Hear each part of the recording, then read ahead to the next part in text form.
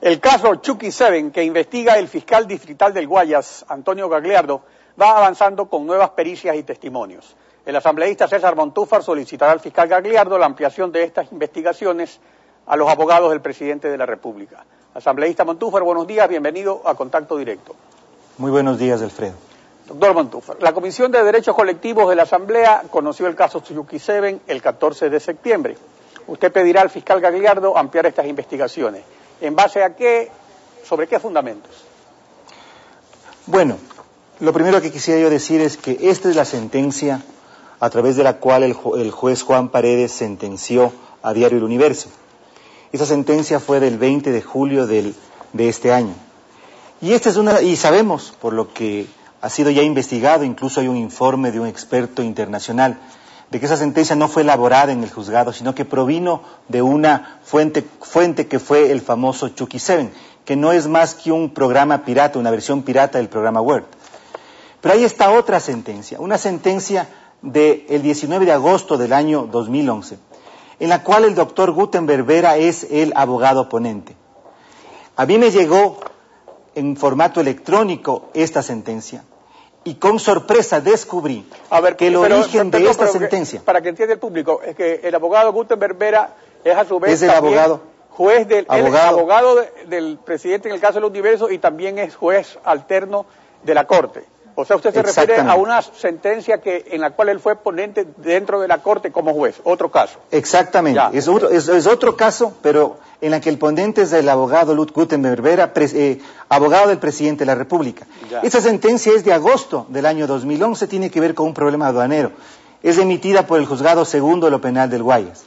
Lo extraño, lo que descubrí, es que esta sentencia fue redactada a partir de la misma versión Chucky 7, es decir, que la sentencia de Diario El Universo, es decir, esta sentencia de 156 páginas, y esta sentencia, elaborada por el abogado del presidente como conjuez de la Sala Segundo de lo Penal, tienen el mismo origen, es decir, fueron escritas por la misma persona, o habrían sido escritas por la misma persona. ¿Qué quiere decir esto? Quiere decir, en primer lugar, que el abogado Juan Paredes no habría redactado la sentencia a través de la cual se sentenció a Emilio Palacio y a Diario El Universo. Y en segundo lugar, que hay serias presunciones de que la sentencia en contra de Diario El Universo fue entonces redactada por el propio abogado de una de las partes, nada más ni nada menos que el abogado del presidente de la República. Esto, Alfredo y televidentes, nos lleva a serias preguntas. En primer lugar, ¿cómo podría la Corte Nacional de Justicia, que está a punto de pronunciarse definitivamente sobre el caso, pronunciarse sobre la base de una sentencia inexistente, es decir, que no habría sido elaborado por el juez, sino por el abogado de una de las partes? Y en segundo lugar, algo que es mucho más grave desde la perspectiva política y constitucional, ¿sabía el presidente de aquello? ¿Cómo es que el presidente no conocía de que su abogado, aparentemente por las evidencias que tengo, y voy a presentar el día de hoy al fiscal del Guayas, si conocía o no que su abogado podría ser la persona que redactó la sentencia en un caso que le podría beneficiar económicamente? Es decir, ahora aquí estamos ante una situación muy grave que yo voy a exigir al fiscal Gagliardo del Guayas que lo investigue. Ahora, esto está basado, entre otras cosas, en el informe forense del ingeniero en seguridad de computadora Frank López, que fue elaborado a pedido de Diario El Universo, ¿verdad? Ahora, ¿a qué conclusiones técnicas llega ese informe? Porque aquí ha habido varios testimonios, varias pericias y también este informe. ¿Cuáles son las conclusiones a las que llega este informe? Que lo tengo en mis manos fue elaborado por lo que usted dice, un experto en informática estadounidense, Frank López. Este experto determinó que la sentencia en contra de Diario El Universo no fue elaborado en el computador del Juzgado 15º de Garantías Penales, es decir, el juzgado en el cual Juan Paredes era juez suplente y desde el cual él actuó. Que esta sentencia fue incorporada, fue grabada en la computadora de este juzgado el día 19 de julio, es decir, luego, pocos minutos después de que terminara la audiencia en contra de Diario El Universo, y que desde allí, 5 horas después, fue impresa la sentencia que finalmente tengo aquí en mis manos y con la cual se condena a Emilio Palacio y a los directivos de Diario Universo a 3 años de cárcel y 40 millones de indemnización. Ahora, pero este informe legalmente no puede ser presentado como una prueba dentro de la indagación que realice el fiscal. Entonces, técnicamente, ¿qué tan confiable es? Bueno, yo creo que evidentemente este informe está sustentado en un clon, en una clonación que fue legalmente autorizada del disco duro de la computadora del juzgado 15º de garantías penales del Guayas, es decir, el juzgado que trató la causa de Diario El Universo. Pero lo que en este momento es importante que se determine, y por eso es que mi investigación el día de hoy va a pedir al fiscal que amplíe, es que la sentencia del abogado del juez, del abogado del presidente Correa, en otra causa, tiene un mismo origen que la sentencia de Diario El Universo. No puede ser posible que esta sentencia en contra de Diario Universo haya sido elaborada a partir de una versión Chucky 7 del programa Word, manejada, e igualmente hay una sentencia en otro caso, escrita por el abogado del presidente, que tiene el mismo origen. Es decir, los dos documentos tienen el mismo origen. Eso tiene que ser investigado. Claro, o sea que la idea sería de que el fiscal amplíe su investigación. Porque por supuesto, eso es lo que yo voy a pedir específicamente. En este momento se está investigando al juez Paredes.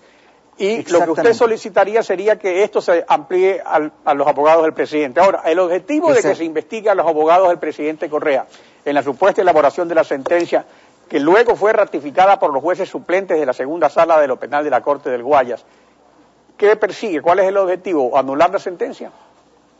Bueno, eso es un tema importante. Como decía hace un momento, sería inconcebible que la Corte Nacional de Justicia se pronuncie ya definitivamente sobre la base de una sentencia que no fue elaborada por un juez, que habría sido elaborada por el abogado de una de las partes. Yo creo que evidentemente la Corte Nacional de Justicia no podría hacerlo.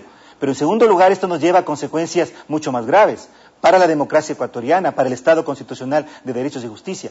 Mire, Alfredo, aquí estamos hablando de un caso que ya de por sí es escandaloso. Un presidente de la República que denuncia particularmente a un editorialista y a un diario por un delito de opinión, por una opinión expresada en un artículo. Esto ya de por sí era escandaloso, 40 millones de dólares de indemnización y 3 años de prisión. Pero lo que estamos en este momento indagando, las serias presunciones que tenemos nos llevan a concluir que la sentencia fue elaborada por el propio abogado del presidente. Por eso es que yo me pregunto, y creo que el pueblo ecuatoriano igualmente se va a preguntar, ¿conocía el presidente de aquello? Yo sinceramente digo, él debe conocer. Por eso es que en la indagación que hoy voy a pedir al fiscal Gallardo, voy a solicitar que sea convocado el presidente de la República para que rinda una declaración, para que él explique al país aquello. No podría Ahora, pero ser hay una cosa también, si se llegase a comprobar que los abogados del presidente elaboraron una sentencia, según su criterio, esto tampoco significa necesariamente que el presidente conocía lo que estaban haciendo sus abogados para ganar el juicio. Eso es lo que él tiene que explicar, porque evidentemente sería inconcebible, o sea, ¿en qué situación estaríamos? Primero, si el presidente conocía, y si no conocía, ¿cómo es que su abogado lo engañó de esta manera? Me parece a mí que es algo que el pueblo ecuatoriano lo tiene que conocer. Pero hay un tema adicional, Alfredo, y este tema es el que surge a partir de una entrevista que apareció, que fue publicada en esta semana en Diario El Comercio, al señor Jaime Martínez. Este señor es técnico informático, exfuncionario del Consejo de la Judicatura del Guayas. Este señor ha denunciado que fue, digamos, invitado a reunirse con el abogado Gutenberg Vera, y que el abogado Gutenberg Vera se atrevió a pedirle un informe, puesto que este fue el funcionario que realizó la clonación del disco duro de la computadora del juzgado 15º de garantías penales. Pero no solamente eso. En esta entrevista, el señor Martínez afirma que recibió una llamada de Fernando Yávar, miembro del Consejo de la Judicatura de Transición, pidiéndole ese informe.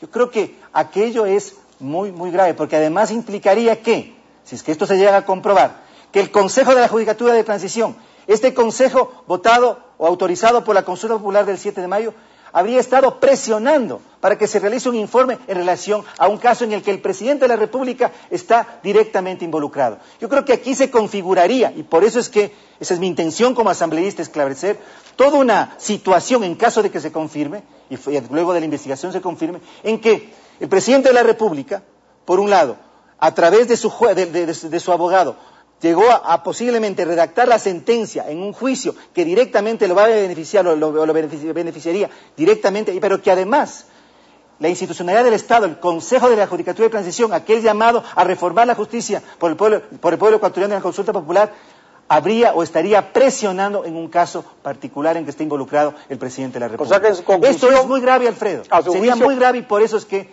me parece a mí que se tiene que establecer a lo que yo estoy en este momento denunciando para que entonces podamos conocer claramente las implicancias, no solamente penales, sino políticas y constitucionales en este caso. En definitiva, usted como asambleísta considera que en el caso contra el Diario del Universo hubo una metida de mano a la justicia. Pero no solamente eso, Alfredo, sino que si se llega a comprobar que el abogado del presidente redactó la sentencia en un juicio en que directamente lo iba a beneficiar económicamente, en un tema muy delicado de defensa de la libertad de expresión, estaríamos ante una situación absolutamente inaudita.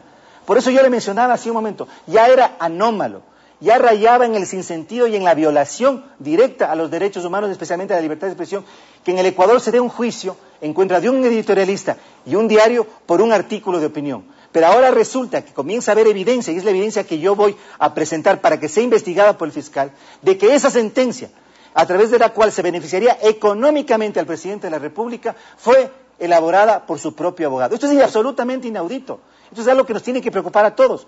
Yo no creo, le digo sinceramente, que el presidente de la República no conocía de este caso y que no conocía de las maquinaciones de su abogado. Por eso es que estoy pidiendo que sea convocado en esta investigación para que declare y que por lo tanto los ecuatorianos podamos saber lo que ha ocurrido. Pero además, como digo, sería inconcebible que la Corte Nacional de Justicia pueda pronunciarse definitivamente sobre una sentencia inexistente. Si el juez no fue el que redactó la sentencia, si esta fue redactada por otra persona, peor aún, si fue redactada por el abogado de una de las partes, en este caso, el abogado del presidente de la República, no hay documento no hay documento legítimo sobre el cual se pueda condenar a Emilio Palacio y a Diario del Universo sus directivos. Asambleísta Montúfar, gracias por acompañarnos hoy en Contacto Directo.